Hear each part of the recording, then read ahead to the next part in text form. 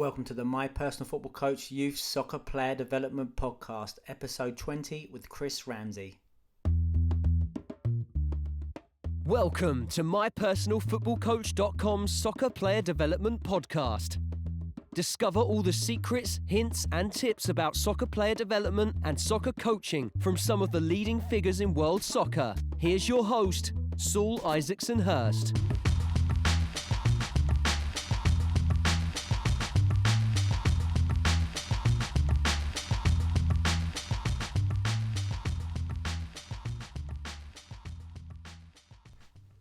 Hi guys, welcome back to another show, the 20th episode of the My Personal Football Coach Youth Soccer Player Development Podcast. Just want to say a big thank you for all the feedback I continually get for all the shows. Constantly meeting people all around the world who are telling me they listen, and so I appreciate that. Keep on listening, and for the 20th episode we've got a great guest, a real big heavyweight of the youth development game, Chris Ramsey.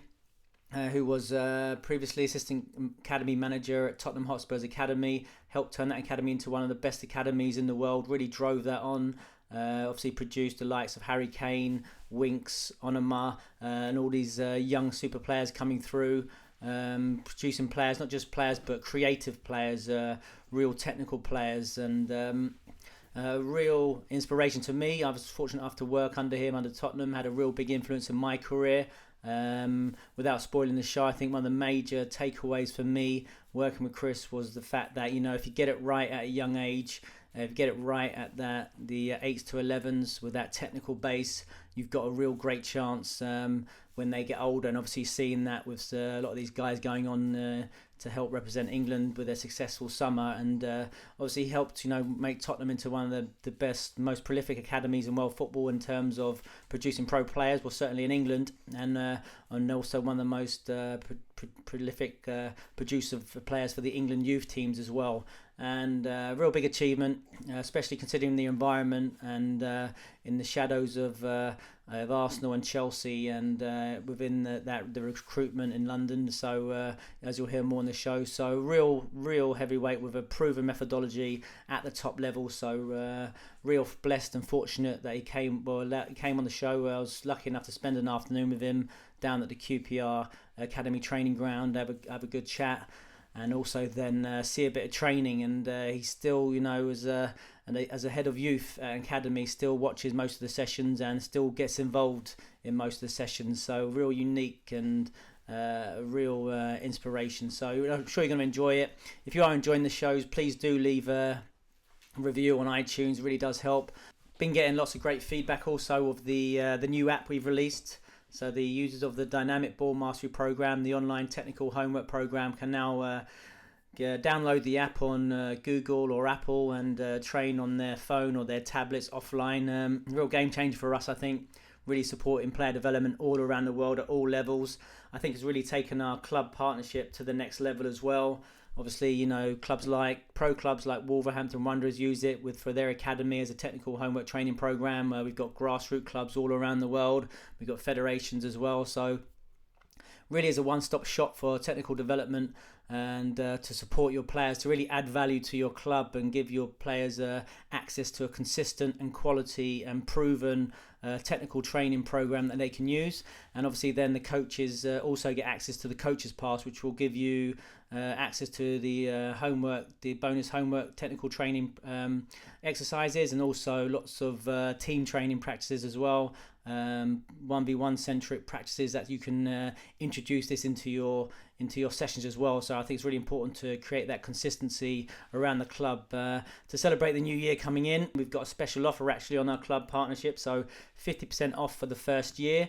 So if you're interested in taking your club to the next level and using e-learning to support your players and your coaches, and to really take their game to the next level, just give us a touch base, give us an email, and at Saul at MyPersonalFootballCoach.com, and we can discuss getting you guys on for this special offer for January only, for the 50% off for the first year for the club partnership, and we can sort that out. So looking forward as well to the conference just a few weeks away now in Philly, so looking forward to meeting up with lots of people there, connecting with people there. If you see myself or my colleague Sean, who will be with me, we'll be dressed in the big My Personal Football Coach logos. Come and say hello. We can have a coffee, and then also we can maybe talk a little bit more about the club partnership and the big special offer.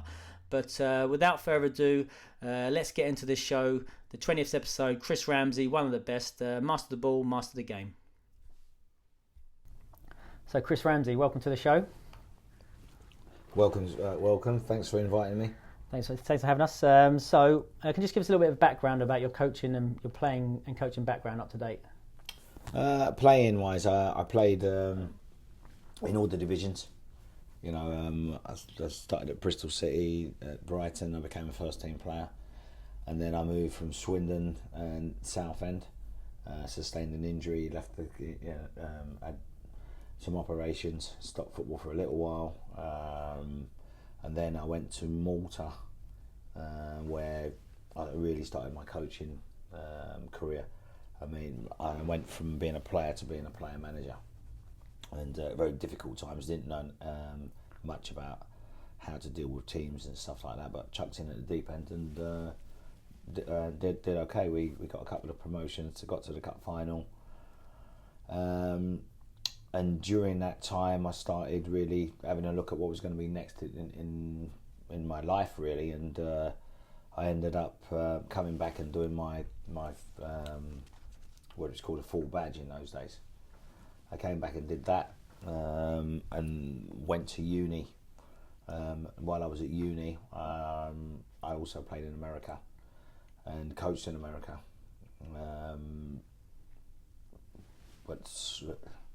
But when I came back here, really, I worked at Orient. I did football and community at Orient and Brentford, QPR, which is ironic actually. I went from football and community to the manager in 20 years, and Wimbledon. So that was good. It was a good grounding for me. Probably the best grounding ever. Really was the football and community, because you learn how to deal with different people and how it's entertainment. But if you take it seriously, that you want the kids to enjoy themselves, you actually learn your trade dealing with difference, really. And while I was doing that, I was I was the manager for Newham Ladies. Did that at the same time, so it was another medium of learning, another way of learning how to deal with different types of players at different levels, and they were all things that rounded me. But while I was at Orient, I got headhunted by the FA, and I ended up getting the job as a regional director for the FA for London and the South East. I mean, in those days, you did everything. Now there's a job. Everyone's got a job. There's someone to do the B license, someone to do the youth awards. Even though there weren't that many awards, but you actually had to do everything from the scouting to the coach education, which was great for me, really, because it was a steep learning curve, even though it was really hard. I went to the FA and was Howard Wilkins' assistant with the England national team, the under-18s. That was that was very fortunate for me, that I could learn a lot from him. So I worked there with the likes of Dick Bay and Kenny Swain, Steve Rutter, and another very important part of my learning was a man called Craig Simmons, who taught me a lot about player development, probably as much or more than anybody else. And you're quite fortunate, because in those days there were a lot of trips with the England teams. Nowadays they're not. In those days you could get the players for camps for 3-4 days at a time through the year. So I spent a lot of time with Craig learning about youth development, and obviously a lot of time with Dick Bate learning about coaching and the detail of coaching and how to approach it. And there was a massive sort of aha moment for me in many of the things that I did there. One of the things that was important at that time was obviously to understand what you don't know. you don't know what you don't know. So I asked a lot of questions. They probably, were sick of me, but I asked a lot of questions and to find out, what my identity was as a coach, and also just also the theory and the different scenarios you don't even think about, So I did that, and at the time I was at the FA, I also, ended up being Les Reed's assistant with the England under 16s for a period, head coach in the under 20s. I took the under 19s as well. So I probably did every team apart from the 17s, which I did in the last couple of years. So after a few years of being at the FA, doing all the coach education and being involved also in being one of the authors for the fitness badge. They had a fitness badge in those days, and I helped write that, which was integrating. Now you see every team's got a fitness coach. There wasn't one in the old days before. To work at football club, they wanted you to do this award, and it's changed now. But that was a massive learning curve for me in regards how you coach players, how you make sure the techniques are done correctly because of the biomechanics, because of the load you put them on them and stuff like that. That was brilliant. So from there, I got an opportunity to go with Ricky Hill, he was a good friend of mine, and to work as the assistant manager at Luton Town. And I'd worked with Ricky before that because while I was at uni, I played for a team called Cocoa Expos, actually, in Cocoa Beach in Florida, and I was his assistant, a player assistant. And then when he left the next year, I was the manager, which was before the MLS. And we got to the national final, which was a magnificent feat for any club at that time because the country's so big. Now from there, from Luton, was there very difficult, very steep learning curve from understanding how to almost detrain what you'd learn with the England, because the players I'd worked with, England at that time, you're looking at the likes of Joe Cole, Ashley Cole, Steve Gerrard, Darius Vassell, Jonathan Woodgate, Ledley King, those type of you just sort of sport really, which is one of the reasons I look at coaches now and when they say, that they haven't got good players. I mean, the problem is when you do have good players, you expect things to work all the time, and you don't actually evolve as a coach. But went from there to Luton, where they were going for a very difficult patch, and that only lasted probably about 4 months. That lasted about 4 months. And it's funny because during the time I was at the FA, I started my masters at Brunel University, and I got sacked in the morning and I went back to uni in the afternoon. So that was. What was that like then, going from working with youth players, the England setup, and then going to the first team environment with Luton? What was the, obviously you being within a first team player yourself in the past, what was the main differences going in there and you're doing your practice design and how you communicate with those pros? Well, to be honest with you, my first coaching job was with adults. Yeah. Because I was a player manager, which is the hardest job you can ever have. So dealing with the players wasn't the problem. What was the problem was that I failed to realise was the lower down you go in the league, the more jacked the lad the players are. The higher up, the more humble they are. It's funny. So the lower down, they think they've made it, they think they've done everything, but they actually were on the way out of the game, most of them. There was some good players there like Emerson Boyce and Matty Taylor, who we Ricky Hill took under his wing, and they survived the exodus of the players who weren't prepared to apply themselves. But it was difficult because all of a sudden your job's depending on a last minute goal. Whereas before, when you're in development, I mean, not national team, but in development, you're just looking for those individual players, Did you change the way you set the teams up in those two situations? So you've got, those teams of Joe Cole, and then you've got the teams of the Luton team? Did you play a different way? Well, initially you don't, because you think that everybody can do everything that you want them to do.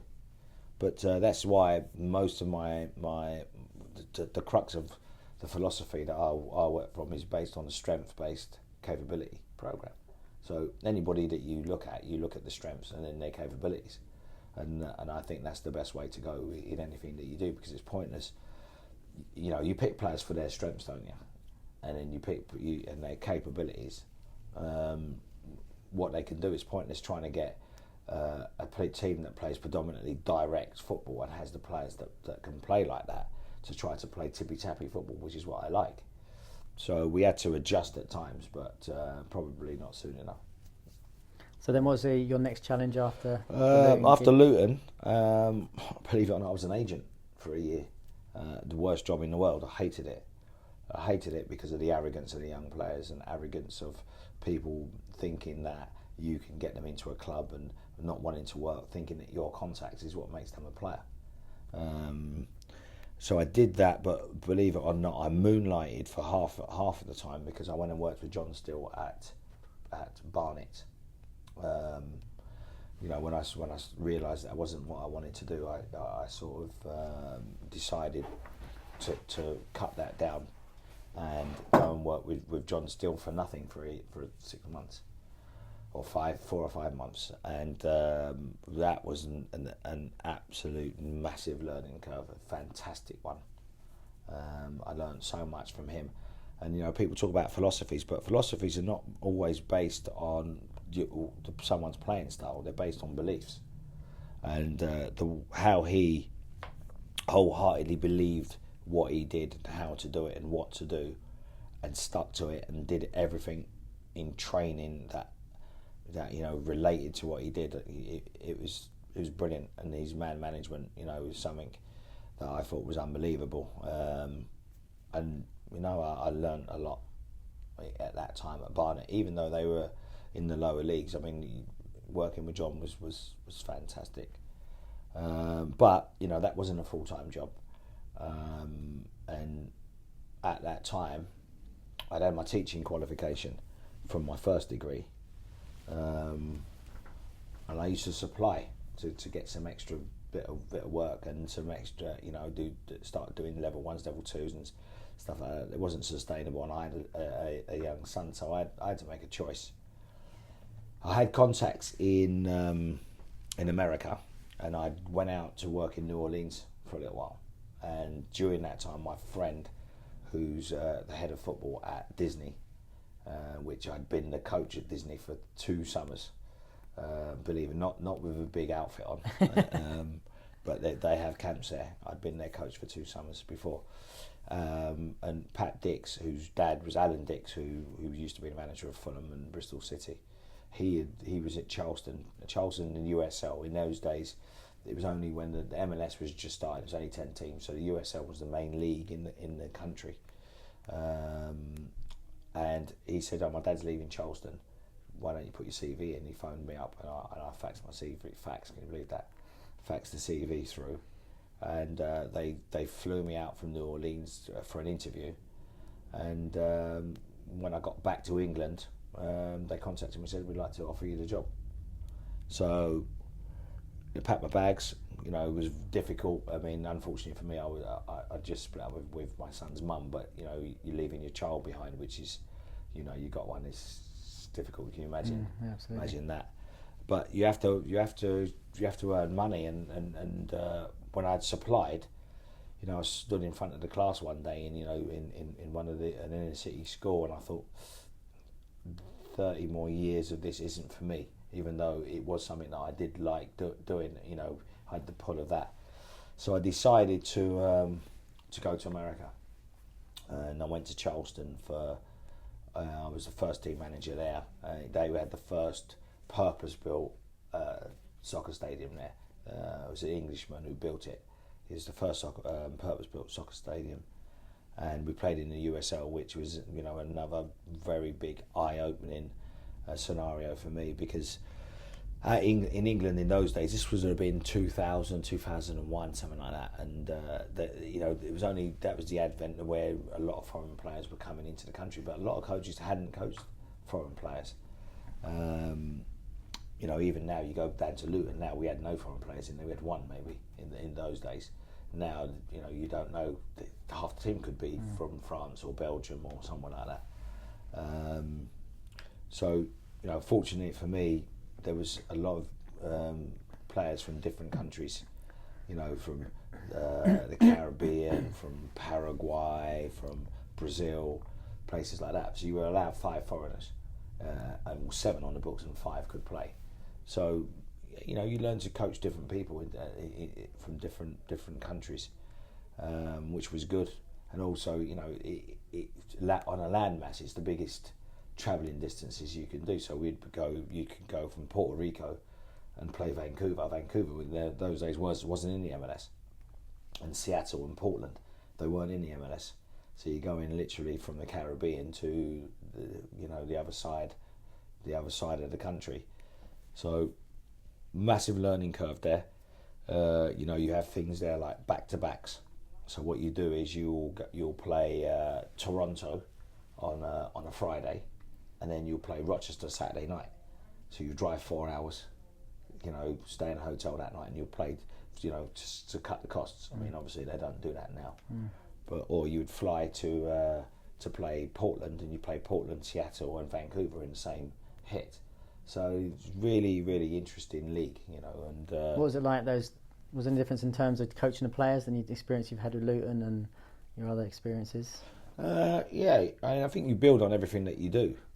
You probably evolve more. I'm probably less hairdryer type than I was in those days, because I think when you're a younger coach and desperation comes into your coaching more, not coaching, into your team talks and stuff like that, more than it does when you've got a little bit more experience under your belt. But the coaching was good. I've had a lot of feedback from a lot of those players now are coaches, and they phone me up to give me some, to ask for advice. So that was a really, really good experience. In that time I worked with the USL, with some of their select teams and stuff like that. I learned a lot. And in that time when I was there, I still worked for the FA. I still did the A and B licenses. I did the one in Bermuda. So because I was there, I could fly out there and do their B licence. Must have been a bit of a different experience than doing the B licence in East London. Douglas Air. Yeah. So I still did my coach education for them, and one of the things about that was different, because in America, it's even more based on the community there. So you have to get the players out to do community work. Very, very important part of American life. That was good, but the thing is, at the end of the day, you end up being almost as successful for your, too successful for your own good. So, we got to the cup final, we won the league, we won the whole national championship in my second year, which was good. But I think it was the holy grail for my owner, because he's put a lot of money into that club, and just missed out continually in the playoffs. And I think he came to the holy grail. It was almost now breathe out, we've won it. So the next year we struggled to make the playoffs, but we got to the semi-final of the Open Cup, which is their equivalent to the FA Cup. So fair season. But anyway, we parted ways. So at the end of my third season, and I end up taking a job in Florida as a director of men's football and the assistant director of women's football. And clubs out there are slightly different to here. So the club in America is like an academy here. They're massive, private club, all paying customers. So the club that we had, we've got here probably 100, 150 players.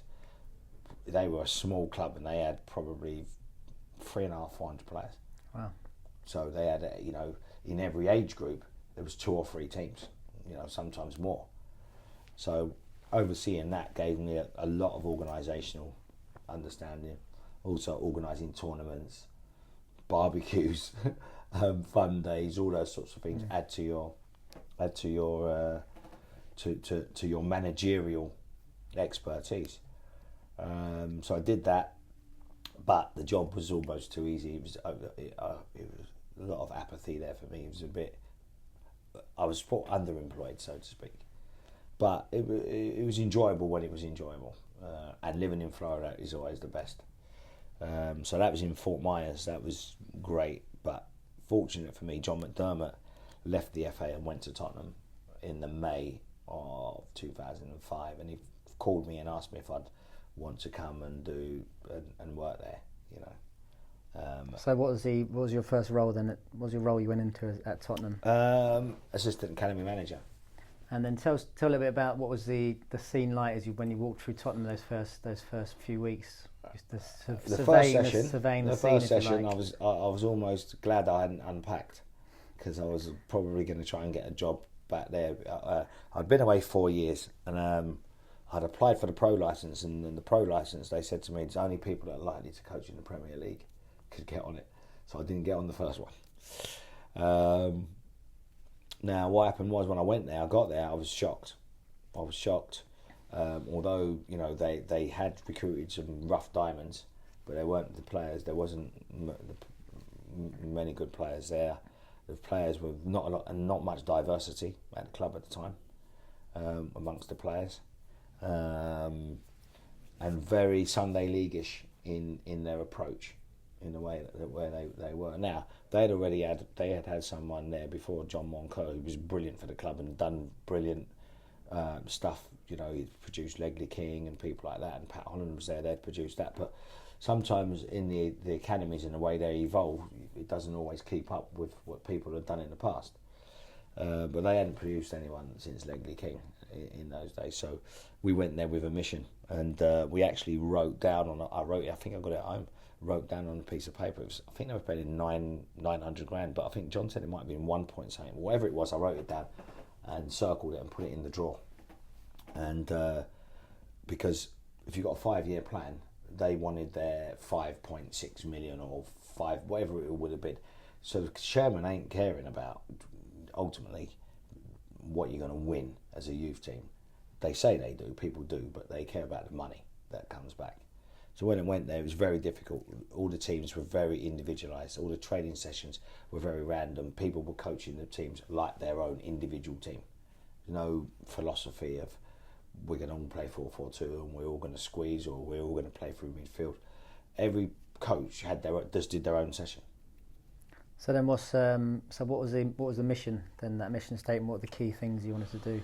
Well, the mission was to get a style of play that allowed for individual development, and a style of play that allowed players to express themselves, and a style of play that allowed the player to be the one to get the job rather than the team. Because myself and John, I've known John since he was in his early 20s.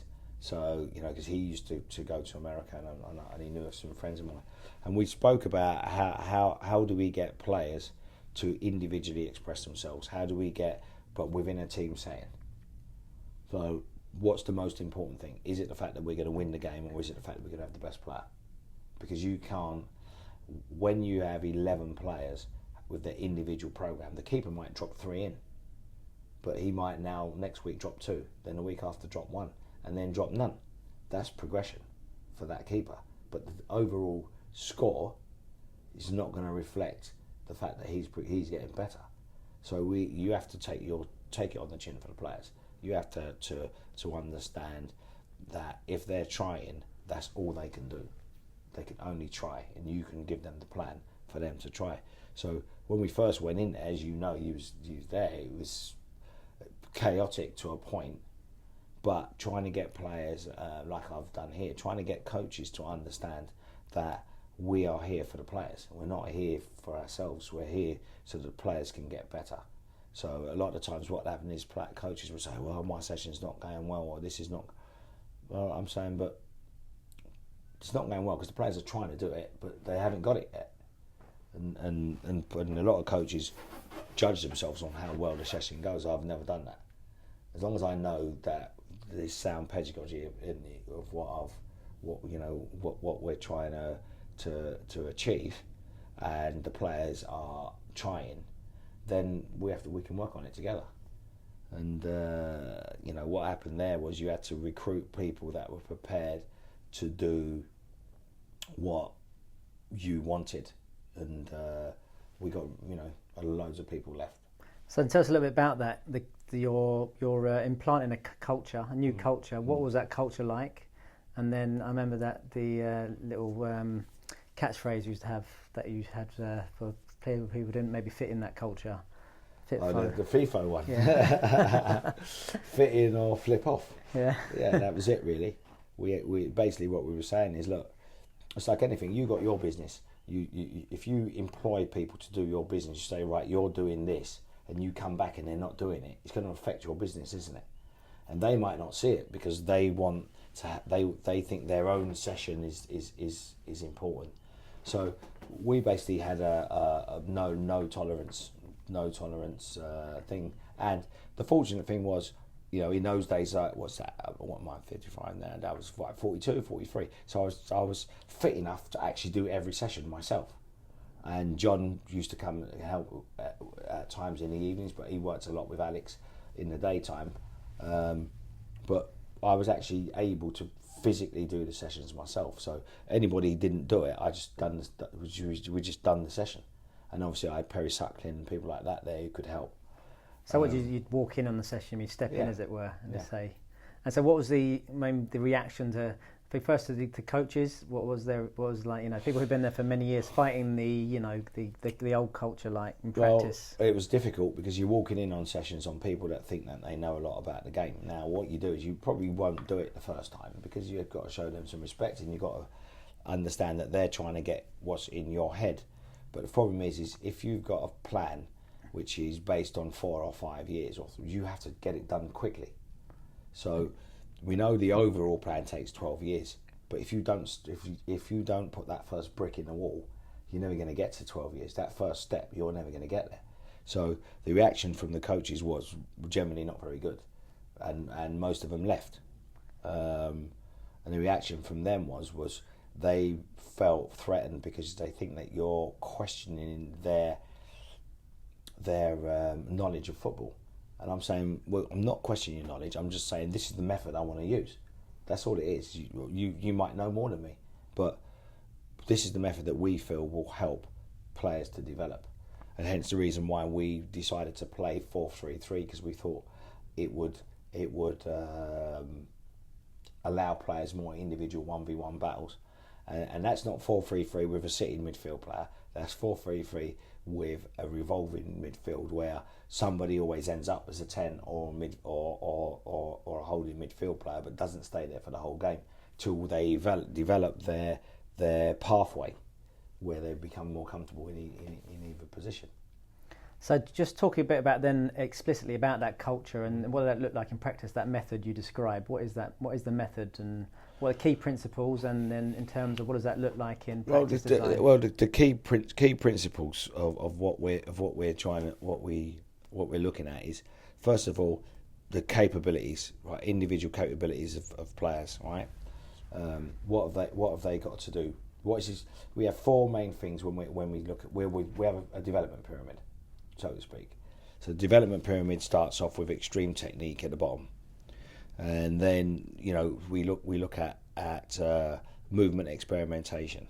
The movement experimentation, what we're talking about with that is players move around the pitch. Obviously the pitch gets bigger because they're now going for 11 round about that 12. They're playing on bigger size pitches, so you have to have a shape. So there's a shape, but you don't leave a left back or a centre mid playing there all the time. They play in different positions, and then we move from there to movement refinement. So refining the movement means that now their characteristics start to become more formed. People start, the quick players start becoming more obvious, or the skillful players in different positions become more obvious. So we start refining their movement, maybe 1 or 2 positions. Now that doesn't mean that they might not have 3, but just generally that's how it works. And then you go for positional refinement, because they're coming into a league, or not a league, they're coming into a... basically what they're doing is they're coming in to try and sign a contract as a scholar. And usually you sign a team, don't you, when you're signing a scholarship. You don't sign 12 left backs or 10 centre mids. You sign a team with some extra players. So what you try and do then is you have positional refinement, where you start looking at 4 things. What's the essentials? What's important? What's an important non-essential? And what's the desirable? Now, just to clarify that, what you're looking at. If you're a centre half, heading is an essential. You have to be good at it. If you're a centre half, you tackling and stopping the turn and stuff like that, 1v1 defending is important. Right? So those, all your things for you to get signed have to be in that box. Now, if you're looking at important non-essential, you're looking at, say, John Stones running into midfield with it. It's important for his team, but it's not essential for him to get a contract as a centre half with another team. Does that make sense? Yep. So a desirable for John Stones would be scoring. It's desirable, you know, if he's good at free kicks or he's good at scoring from headers, from corners. That's desirable. It's not going to stop him from getting a contract. So in the first 2 boxes, those are the things that are going to stop you from getting a contract. So we look at that, and that makes the program more bespoke for that player. So for argument's sake, if we write a list down and we also categorise those 4 things. So what you're looking at is essential, you have to be very good at it. Important, you have to be good at it. Important, you have to be good at it.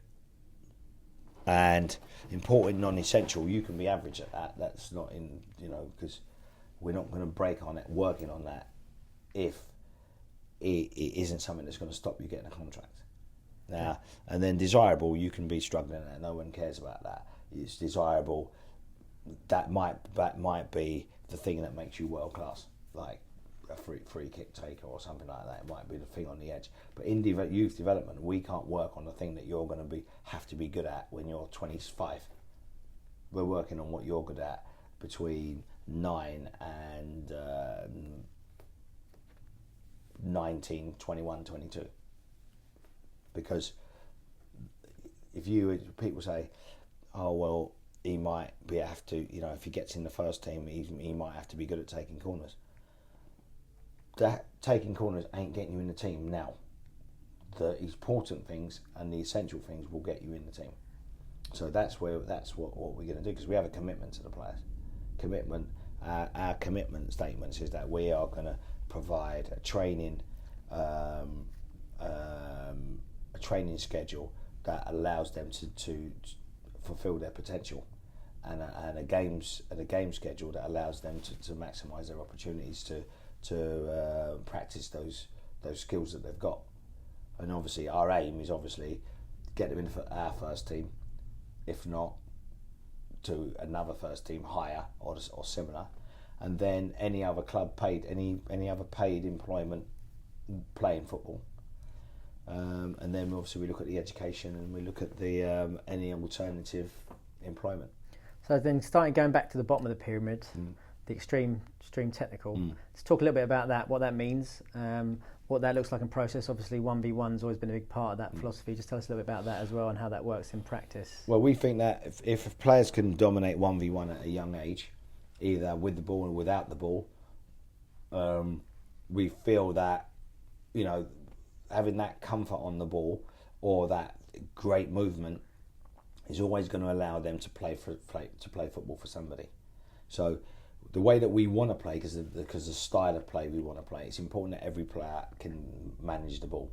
So if you think about it, our playing philosophy is based on 7 things. All right, so we talk about the players have to have the technical excellence to carry out the demands of the game as an individual, right? Because that's important, right? So that means that if you're working on a centre half or a fullback, and he's great at dribbling, but he can't defend 1v1, you haven't done your job, because you've mismatched what is going to be important for that player to get to where he needs to get to.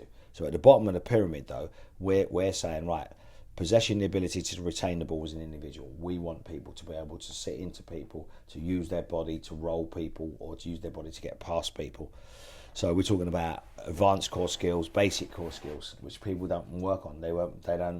They think working on basic hooks and turns is beneath them. But a lot of players haven't got that, so they lose a lot of flexibility early. They lose the ability to decision make quickly because their first touch doesn't inform them what the next touch is going to be. But instead of, a lot of coaches don't want to work at that basic level. But it's important. And then we talk about being able to, as they get older, being able to contribute to a purposeful possession play. So you've got lots of teams that keep the ball and it's all nice and no one has a shot. So that's important. And then we're looking at people having the physical and mental capabilities to interchange, right? To play in different positions on the pitch at the time, so they can adapt to different managers, and play for different teams. Also, understanding the jobs of different people. So when different parts of the pyramid, when we're talking about refining the movement, they have 2 or 3 positions. They understand different jobs because they might not end up a left winger like Danny Rose. He was a left winger for ages. He's ended up a left back. Harry Kane was not mainly a 9. He was a 10 and 8, played 9 sometimes. So he had an understanding of those roles. That's why he can play when he drops into midfield. And then, the biggest one of the biggest things for the style of play is having the attitude, I play where I am. That means that when you change positions and you go and join in that possession play, you're not embarrassed on the ball for being a big man. Good touch for a big man. We've all heard that, haven't we? So as you go into that midfield, you can play in midfield and you can stay there and you don't have to run back 20 yards. You're going to play as a centre mid because that player's taking your place as in interchange. So they have the mental capabilities to understand that this player goes high, I drop here, or whatever the situation is. So I play where I am is a very, very important part of people having good individual skills. And then being expressive and responsible as they get older. We're saying, right, look, we want you to be expressive, but you've got to understand that you're playing for a manager who's not me. You're playing for somebody who wants you now in this situation to not slip it into midfield. We want you to play down the line. But have you got the technique to drop it down the line in 1 bounce or 2 bounces? So it's giving that rounded player an opportunity. So going to the start point, and then the players coming at 9, 8, 9 and 10, for instance, to begin in that pyramid. What does that look like in practice? Is it different to what the older boys are doing, or similar? How do you differentiate, and then how do you get those outcomes you're talking about at that young age? At a young age, at normal ball each, because we think ball mastery is the most important part of any person, of any player. Working on using the different parts of your foot, balancing on both sides is really important as well. Ball striking is important as an individual. So we work with the younger they are, the more the ball each, because you have to work on how youngsters think. And the younger they are, the more egocentric they are. So they don't share till they move up the pyramid. So you want them to be greedy, to express themselves, because there's going to be years when they're passing the ball to somebody else. So we want them to be able to get themselves out of tight situations, but also learn how not to get in those types of situations, for the good. So what do you say then when critics talk about unopposed work not transferring to the game situation? What's your thoughts on that? No, because I work on different things. So first of all, mechanics. So if you can't mechanically do the trick or do the move, it's not gonna translate anyway. So if you have to, sometimes people throw people in at the deep end. If you throw 10 people in at the deep end, 9 of them will die. It's just what happens. It does. You're not just going to learn it, right? So, if you can't do the biomechanics of a move, it doesn't matter. You can't. You're not about to do it. Then we work on distraction. Distraction means that what you're looking at is, can you be in a situation where you're doing it when opposite somebody, or you'll do it where something might take your mind off it. It might be that you're doing it and someone, you're passing it and someone else is doing it. It's a distraction. You're doing something different. And then interference. Interference is progressive. Somebody progressively trying to stop you from doing it. Now, when they say that unopposed work, doesn't transfer, I'm saying then how do you teach people to head the ball or volley the ball if they mechanically can't do it? How do you teach them? Yeah, well, I suppose that the playing devil's advocate, they say if you do it in a game situation, then it's more likely to stick. Even though I agree with you, not mechanically. The game, people. I hear this rubbish. Let the game be the teacher. If you can't play the game, how can it teach you? Someone says to me tomorrow, go and go and play rugby. If I don't even know what to do, and not only that, I'll probably learn, but the learning of it will be so long. How are you going to know? That's the biggest load of rubbish I've ever heard. And what about this? I'll give you another gem for you. The other one is people say when you're teaching skills, you're maybe limiting creativity because you're imposing a skill on a player. No, believe it or not, one of the things I do, whenever somebody comes into the thing, you're looking at what they bring to the party. So you never try to stop what they bring to the party. And what they bring to the party, they'll always revert back to when they're put in a position when they can do what they like. But there are some fundamental skills that they don't know, and there are some fundamental moves that they don't know that might enhance what they're going to bring to the party. Now, one of the things is this: you look at juggling. If we say go and juggle the ball, what would a kid do?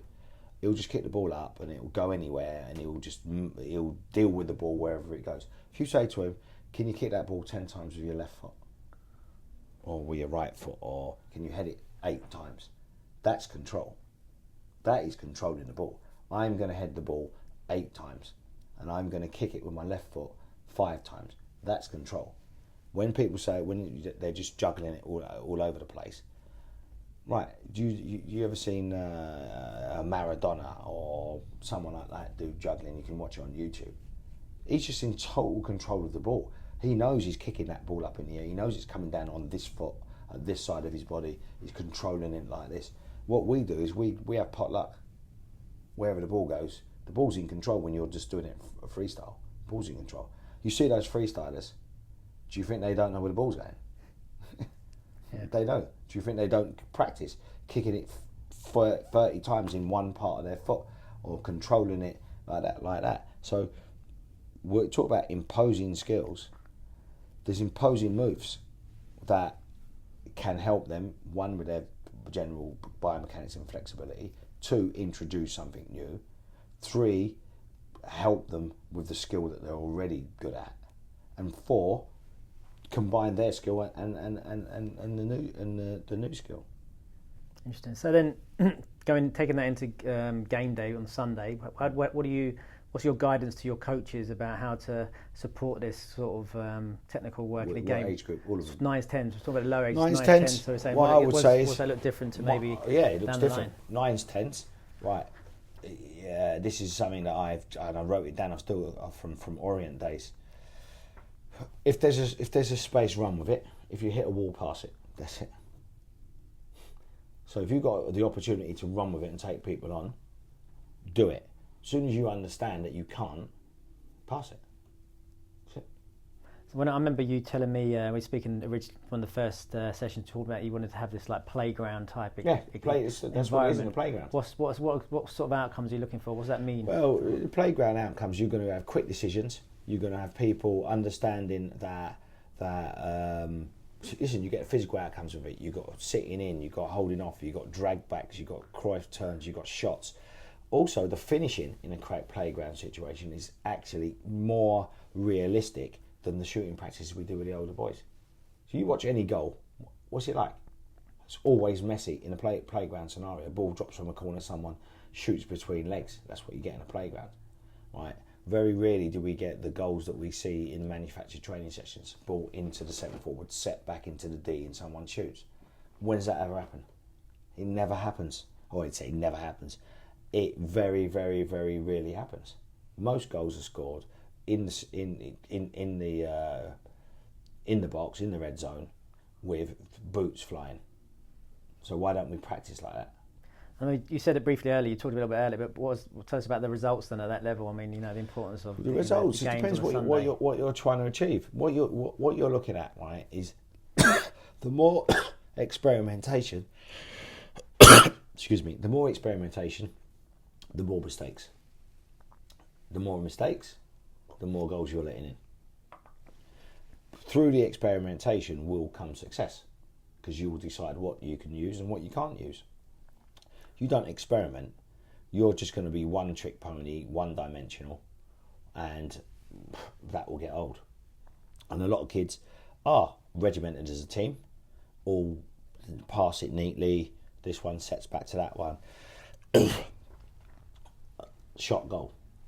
Now, for me, the best player is the player that you can take from that team and put him in a playground team and put him in a regimented team and put him in a half and half team, and he still succeeds.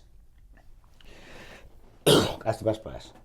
The players that can only play in one team won't survive. And if you look at, if you take these 10-year-olds, 9 and 10-year-olds now, and you say, right, we're going to make you as versatile as possible, but your basic skills and your basic toolbox can be manipulated. The only thing that you can, the only difference will be how your mind sits. But you have got the ability, the technical ability to do that and to do that. And then you've got what you bring. So everyone can hook it, everyone can pass it at 75. You can play your 1 or 2 bounce passes. You've got the ability to dribble 1v1. You understand about if you're on the defensive mode. I mean, we work on four things that we work on. I keep saying numbers, but our big thing is, and you know it from there. Can he score? Can he create? Or can he stop goals? And then from there, you've got 4 things either side. In possession, can you score? Can you assist? Can you maintain possession? Or can you get something out of it? Can you get some sort of result, set piece or something like that? And out of possession, you just got, can you win it? Can you make play predictable? Can you support the first defender? And what's your team function? So what we're trying to say is, at the lower end, the more you get those players into those types of things as an individual, the more versatile they are, and the more teams they can play for, and the more managers they would appeal to. You get a player that can only do one fun thing or whatever. Now, he hasn't got to be the best at everything, but he's got to be. So if you think about it, if you're a winger who goes past people, and that's what you're good at, you're really, really good at it, but new manager comes and you can't bounce it off the front man because you can't use your other foot, you might not get in the team. Do you see what I'm saying? So you have to give the players the toolbox. Unless you're in a situation like Ajax, where they all play 4-3-3 from the first team down to the under-9s, and that is very difficult to maintain because it's probably changed now, where the number 7 from the reserves can just go into the first team because they know the movements. The number this from there can just go in the first team, which is what we've tried to create. Trying to say, right, if you move from one team to another within our system, the only thing that should stop you is physicality. So if you're 10 going into the 11s, you should understand, he's coming towards me, I've got to go there. He's going there, I've got to go there. The only thing that should stop you is that physicality. So that in itself will allow you to dumb down your learning, because most of it, after you've learned all that, most of the things you were going to do are never going to be as educational as that. So you're going to be asked to sit in this position or just tuck over and stuff like that. but you've got the capabilities to go to a higher level if you need to, or to a different level, shall I say, not higher. And so then talk a little bit about then the transition for a young player when he goes into the 11s, the 12s, the transition to 11-a-side, and then how does that affect the practice design of a coach trying to still get those outcomes? And now you obviously a lot more, the spaces are bigger, they're playing 11-a-side. Do you change your approach, the way you're delivering? I don't normally do that.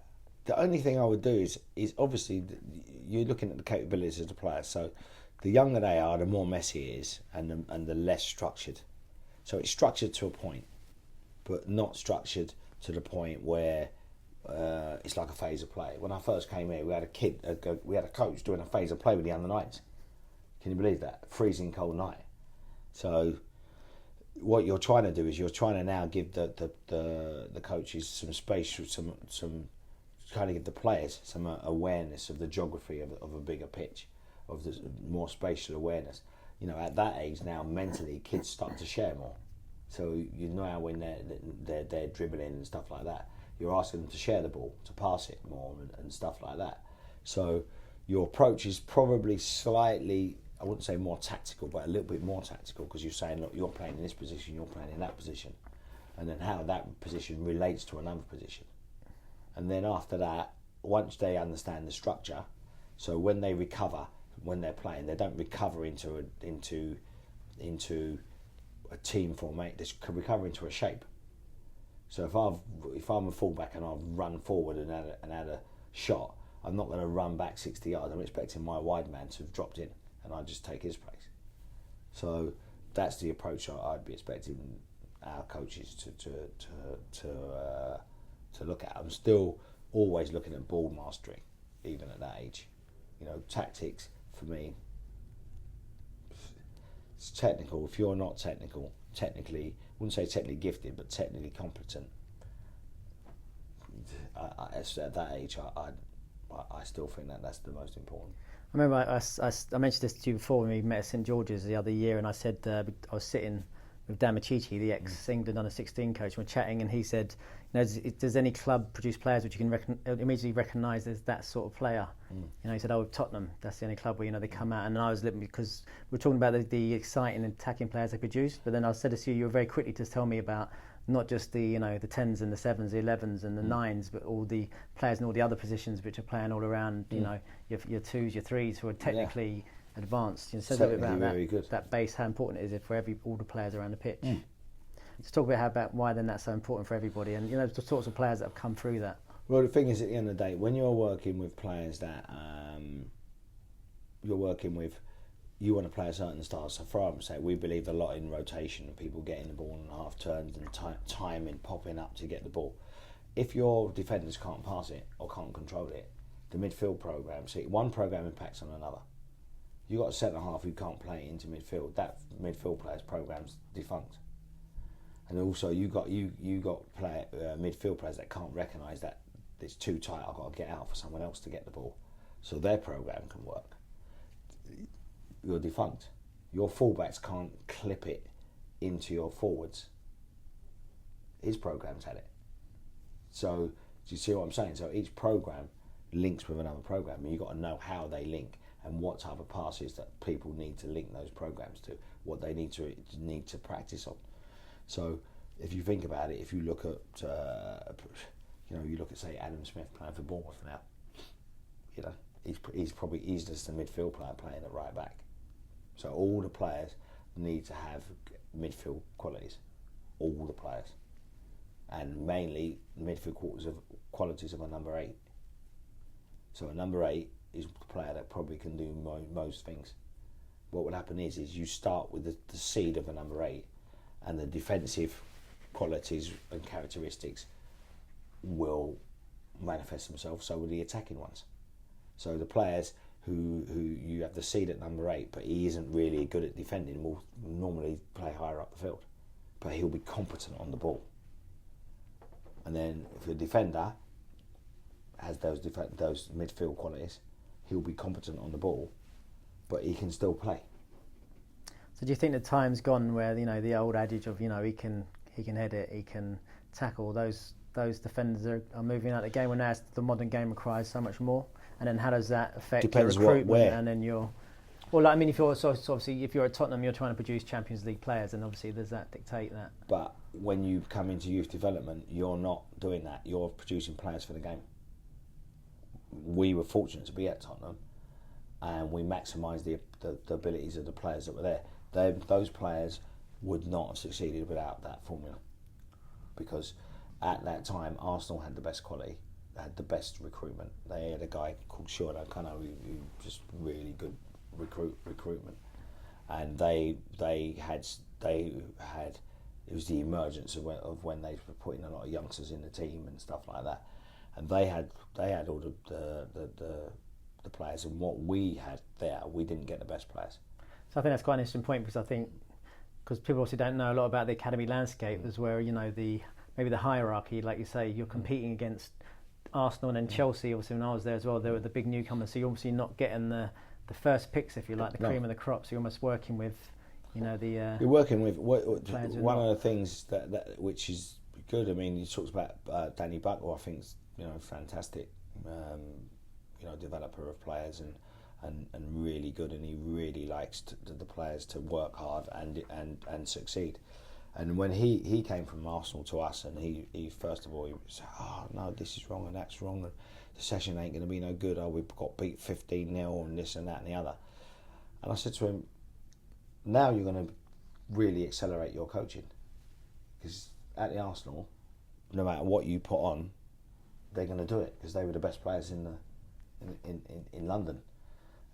Now you're going to coach players that are not the best players in London, and then from there, I would have said from his point of view, Josh Onomer was in his team, you know what I mean, people like that, where he's had to, and he produced people that other people didn't want, or help to produce people that other people didn't want. And sometimes coaches get it easy where they get all the nice equipment, all the best players, and they actually look at themselves and think that they're good because of that. Try coaching the players that are not the best. Let's see how good you are then. Interesting. And I want to just talk about that a bit as well, just the culture again, and how do you, one, recruit coaches, and then two, give coach education to this. I mean, I'm assuming, well, I know, because it's a very unconventional way of doing things in England. This wasn't necessarily a conventional way of coaching, this methodology. So how do you first get coaches in, and then and help them, support them professional development when maybe it's not, they can't go and do this on an FA course. They still can't do this on an FA course, any ball master 1v1. So how are you supporting your coaches and getting them? Well, to be honest with you, there isn't that many good coaches out there, and the problem is people tend to think, and this is where parents fall down, they tend to think the bigger the badge, the better the coach. No. Coaches, you will get the best coach that can drive to your training ground by 5 o'clock. That's what you're going to get. You're not going to get the best under 10s coach might be in Dunham. You're going to get the best one within driving distance of your training ground. So what I look at now, I mean, I got asked a question the other day. Someone when I was at St George's by Jeff Pike and Jamie Robinson, they said to me, if you're picking someone, are you picking someone based on knowledge or based on personality? In the past, I would have said knowledge, because you think, God, they got to know this, got to know. They can't not know anything. But I would rather mould a coach than have one who's coming in thinking that he's going to tell me what he thinks, what he wants to do. So getting the coaches in, to me, somebody who wants to learn is more valuable to me than somebody who's already believes they know what they're doing. Now, that doesn't mean a coach who's competent and knows what he's doing isn't, valuable. But what it is advice for young coaches: be flexible. Be flexible, because you might not work for the same person. So if you're walking in somewhere, yes, you've got your ideas, but until you're in charge, you have to do someone else's ideas. So I've been a number two most of my life. Why? Because anyone I work for, I do what they want me to do. I might not agree with it, but I'm never going to show it, and I'll give them my opinion.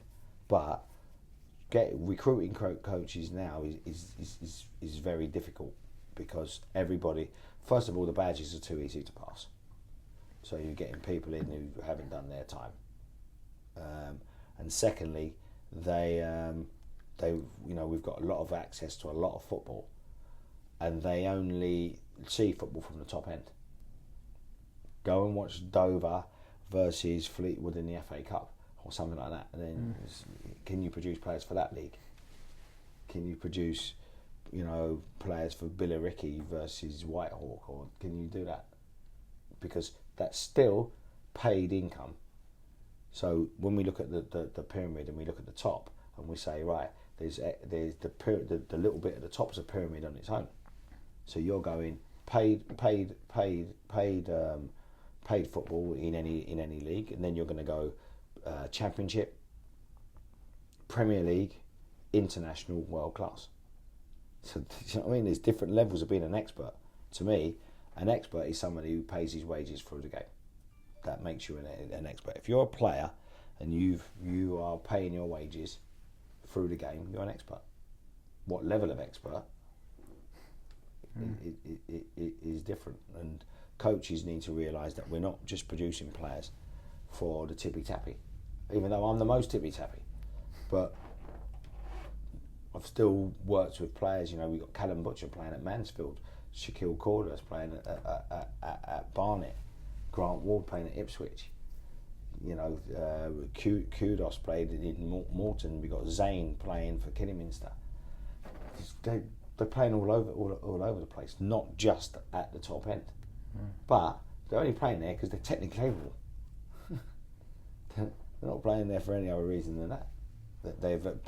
They've found their level, but had they not had the technique and the ability and the movement to do what other people want, because don't forget, there's only 2,000 or 3,000 footballers. Not everybody can be, Harry Winks. Not everybody can be that, can they? Who's your most, one of the proudest alumni, would you say, that you come through, that you've worked with? All the players? Yeah. There's no all of them. I'll tell you who's someone who's really achieved really well. Kevin Stewart. Because he was the last in to sign his scholarship, and then he had a really hard time with us in the 21s because the standard of player was so high, and he just stuck at it. And to be fair to Alex Inglethorpe, he gave him a chance at Liverpool, and he's just got sold for £8 million. He's the most two-footed player I've seen, self-taught. And what about Harry Kane? Just because I know he's the big news at the moment. Tell us a bit about his story, like what you remember of him as he's going through the system. Harry was always a grafter, always somebody that asked a lot of questions, never thought he knew more than anybody else, took advice on, prepared to work a bit harder all the time, realised that he wasn't a speed merchant, but was prepared to maximise his running ability, whatever he had, and it was always prepared to, like them all, to work on anything that would improve him technically. And he is supremely technically gifted, which is why his mentality is outstanding. And then so you went from assistant academy director to working with the 23s. 21s with Tim Sherwood and Les. So tell us a little bit about that transition. What was the difference in terms of, was it, obviously the players anyway, what's the practical differences in terms of, you're preparing the players for the first team obviously, what's practice design different, what's different day to day? Oh, it's the same things. All I do all the same practices. All I do is just make them more relevant to the players. So if I'm doing something like a phone box, I'll just, for the older players, just make it bigger, require more speed, change feet more, and stuff like that. We do different games, the in and out game. I'll still do that. We'll do that with the older players. Do it with the first team. Still work on individual stuff. Just every practice for me can be evolved to work with at any level. It's like you do subjects at school. You do what you do at university. You don't do in the infants, do you? So you do English in the infants, and you still do it at university, don't you? But it's just a different level of complexity. Some of the story writing is still story writing. You still have to design it in a certain way. So I tend to do things. Listen, when you're working with the first team, it's slightly different. Working with the under-21s, there was still massive level of technique work that had to be polished. You know, it had to be polished, and luckily for me, because I knew all the players, it was a smooth transition. And then what about the transition into the first team at Spurs then? What was that like, and the difference there? The difference there is now you're dealing with people that don't need you. So when you're dealing with the 21s, they needed us. And because you're dealing with people at Tottenham, had a good little system where they don't pay people loads of money. So I think the first contract you could only earn 38 grand a year, not a week. So basically, what would happen is that the players had their feet on the floor, and so you go from there to working with people who are, you know, they earn in a week what you earn in a year, and but you don't. I don't look at it like that. I just think you lucky boys. You know what I mean? Because I'm not getting judged as a player. I'm getting judged as a coach. Yeah. They're the lucky ones. Without being arrogant, you know, what are they? They're human beings that are just more rich and more famous. They're not coaches. They're footballers. They know less than me about football. Because you think about it, when you played, when I was 25, what do I know? My difference between when I played at 25 to what I know now is ridiculous. Knew nothing at 25. Interesting. So then, just I know I'm wrapping up in a very quick. I know you're a busy man. Just talk about your obviously now you're head of QPR at the academy. What's the difference? The practical differences? Is there anything you do differently? Is there different ambitions? I mean, what's day to day? What's difference here is that we have to work top down. So where at Tottenham we worked from the bottom of the pyramid to the top, which took 12 years. So it ends this year, 2005 to now, right? To when I show you the original slide in a minute, right? So it's a 12-year journey.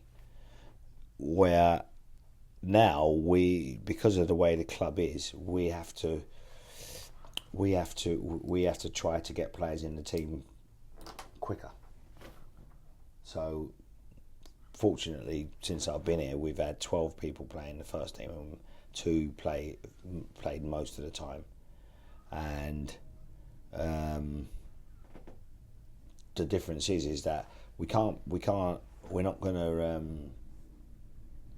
improve their technique as significantly as we would do starting at the bottom. But what we have to do is look at their capabilities and work on their strengths, and then see if we can equip them to go and play for different managers. And then, you know, so it's, and also what we're doing is we're taking discarded players that have already been pros or apprentices from somewhere else.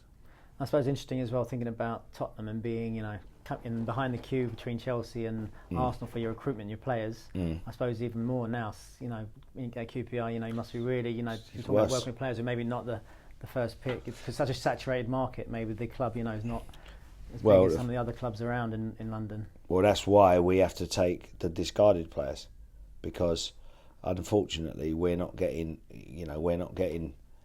the first pick. And parents, see, even though parents were bad in the past, they're worse now because they can see the bigger fruits. So you have to look at the potential of the players and work with them. And sometimes it's not always the ones that are obviously the best now that are the best in the future.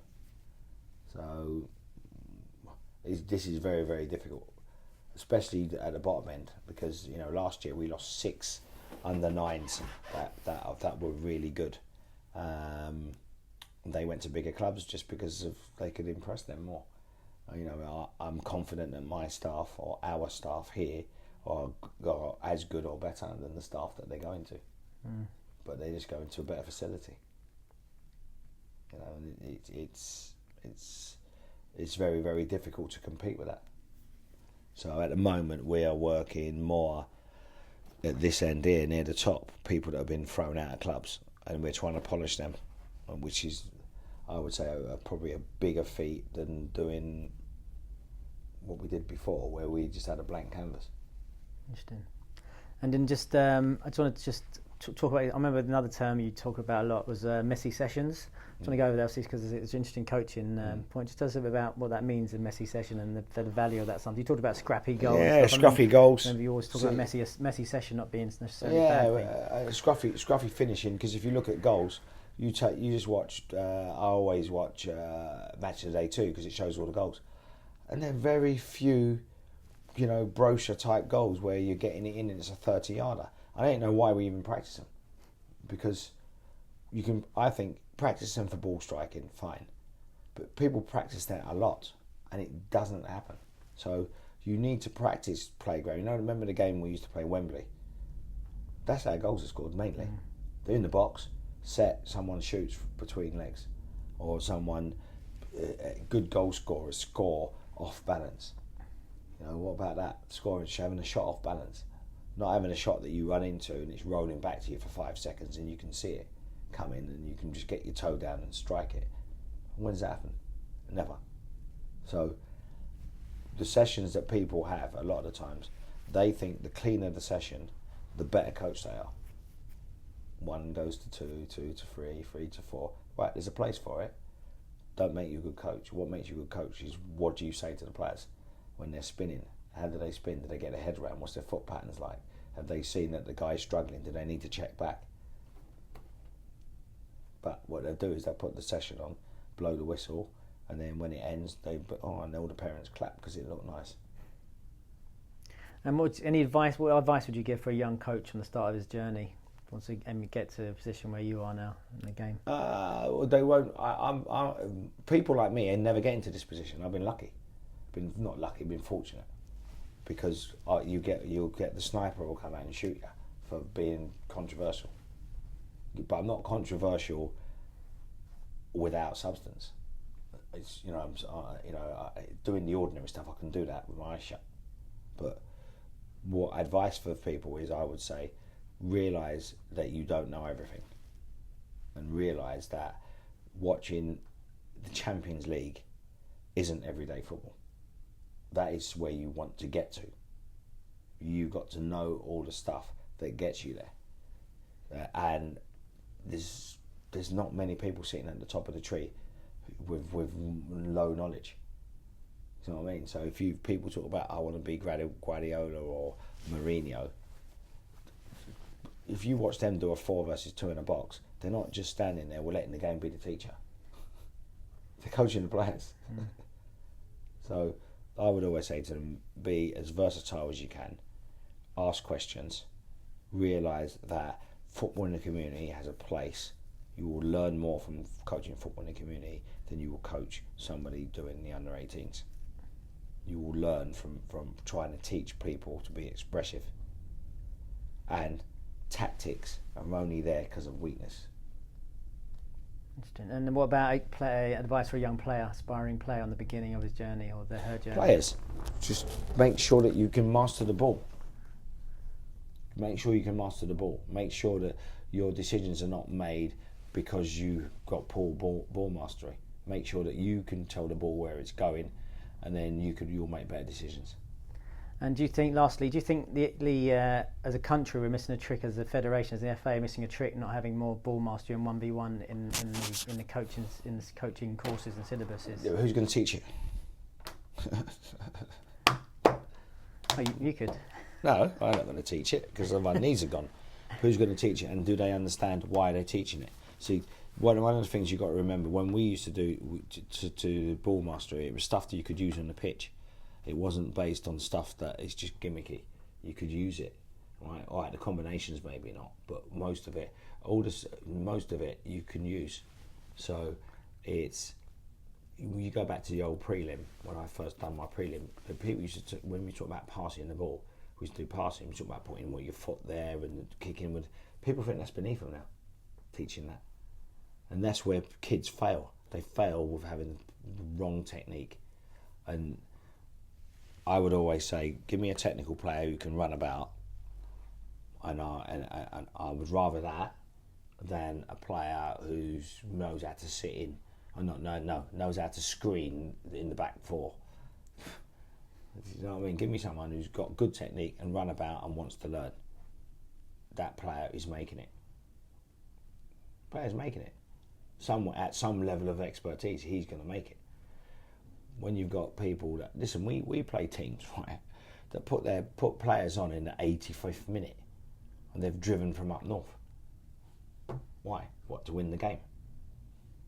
We played a team the other day. They took the right back, ran to the left back position to take a long pro. What's that about? Is that going to get that boy a contract? No. You ain't going to get a contract because of your throws, are you? Do you see what I mean? Yeah. So any young player, I would say, yes, admire the top end, but remember that who you're trying to catch. You're trying to catch the next person and the next person and the next person. So what happens is here now, a lot of times when we tell them to watch the analysis stuff, we don't do it with Messi and Xavi. We do it, the under 12 will watch the best under 13. And the best under 13 watch the best under 14. So if they're modelling excellence, he can catch that player. He's thinking, well, that's only little Johnny, I'm better than him. He can model that, can't he? If he's trying to, we're not saying that they shouldn't look at the top players and idolise them, but also we got to also realise that what they're trying to catch, and they can only catch what they can catch, can't they? Be like an under 9 picking up the Bible written in Latin or something. Do you know what I mean? And saying, "Oh, let me read that." No, they're not going to. Let's read the next one, the one with the colouring in, and then let's read the next one with the this, and then you're gonna achieve it. So any young player, I would say, always look at your little goals, achieve, and master that ball, but not like a clown. Do you know what I mean? Not like, oh, he can do all the tricks in the world, but he doesn't see the next pass. And that's why all the ball mastery has to have an end product. So you do it for whatever, and then as they get better at things, you put end products. You might do a Ronaldo and a pass, a Ronaldo and a shot. You might, what I mean? Simple, as they say. It is almost too simple, isn't it? Exactly, yeah. It is, I though, think isn't so, it? right? Don't you think? Well, I think, but it doesn't seem to be... It's too simple. All people want to do is leave that game on a Saturday, beating QPR's under 9s 5-0. Who cares? Who cares? Exactly. Like, you think about it, Tottenham, we lost in the Youth Cup to Crewe, Wigan, Barnsley, Portsmouth. Do you think all them players give a toss about that now? Who cares? You tell me how many Barnsley players are in their first team from that Youth Cup game. To none. Tell me how many Portsmouth players are in that cup. How many Wigan players are in that game. None. I suppose that's when you've got to be really brave, and also I suppose when the club have got to back you as well. If you're getting knocked out of the Youth Cup every, Listen, nobody wants the team to play bad. Nobody. People talk about this winning mentality. My God, if I keep hearing that, if I hear that again, winning mentality. You've challenge, right? We talk about challenge. Challenge. There's a quote. Challenge does not make character; it reveals it. So when people say, "Oh, what we do is we have this winning mentality. We've got to give it to them. They've got." Well, some people won't. As soon as people realise not everyone's making it, right? But you've got to give everybody the opportunity to make it. Not everyone. You go into a pub, you step on someone's toe, he's ready to punch you in the mouth. You step on another person's toe, he might never have that in his locker to do that. People are built differently. You just got to find ways of bringing out that mentality in them. But they're not just going to have it because you're shouting them. If they ain't got it, and then you won't make it. And what about yourself? Your ambitions, your final ambitions in the game? Well, I might try and have another dabble at first team, just so that on my deathbed I can say I've done it. But I wouldn't mind doing this job forever here. or the same job for a country. Go and do it. This type of job for a country or a federation like CONCACAF or FIFA, or not FIFA but UEFA, or something like that. Somewhere with a bit of sun as well, hopefully. Yeah, probably CONCACAF. Yeah, you're based in Trinidad or St Lucia. Exactly. Chris, much appreciated. Thanks very much, mate. It's been fantastic. Anytime. Thank you. Thanks for tuning in to the MyPersonalFootballCoach.com Soccer Player Development Podcast. MyPersonalFootballCoach.com's Dynamic Ball Mastery Program is the world's leading online individual technical training program, proven and developed at the highest level in the English Premier League. Sign up now to train like the pros and take your game to the next level. Master the ball, master the game.